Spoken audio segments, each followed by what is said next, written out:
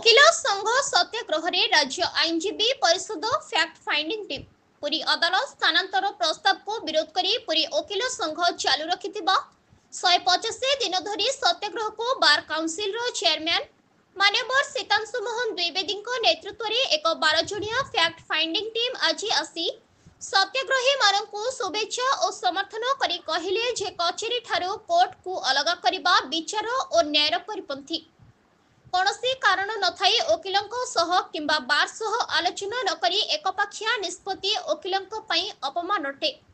वर्तमान कोर्ट स्थान रे आवश्यक स्थान थिबा बेले 3टी सरकारी ऑफिस मिसाइले एही स्थान रे कोर्ट कॉम्प्लेक्स होई परिबो।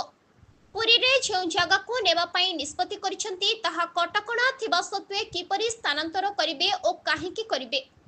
एही टीम रे मान्यवर बार काउंसिल सदस्य पीतबास पंडा, विभु प्रसाद दास, अक्षय कुमार पति, आरोप नंद दास, संजीत कुमार पाणिग्राही, लक्ष्मी नारायण पटेल, विभु प्रसाद त्रिपाठी, ज्ञानरंजन महंती, अक्षय कुमार सामंतरा, तपन कुमार विश्वाल, गिरिधारी महापात्र आसी कोर्ट स्थल 3टी ऑफिस स्थान प्रस्तावित स्थान परिदर्शन करथिले।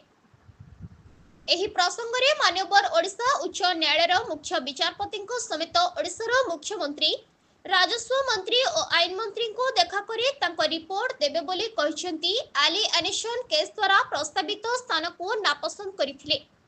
सत्याग्रह चारिबो जे पर्यंत वकिलों दाबी पूरण न होइछि बोली सभापति प्रेमानंद महांती और साधारण संपादक शरद कुमार रायगुरु, समीर घोष, कर्णवीर महापात्र, अनिल साहू, मनोरंजन दास, सोमनाथ दास, शारदा सामल, वरिष्ठ वकिल जयदेव मिश्र, आदित्य मिश्र, रुद्रनंदन मिश्र, पुष्कर महापात्र, ज्योति प्रकाश मिश्र शताधिक वकिल उपस्थित थिले। पुरीरू डॉक्टर मनोज कुमार बलियार सिंह रिपोर्ट, जिला खबर।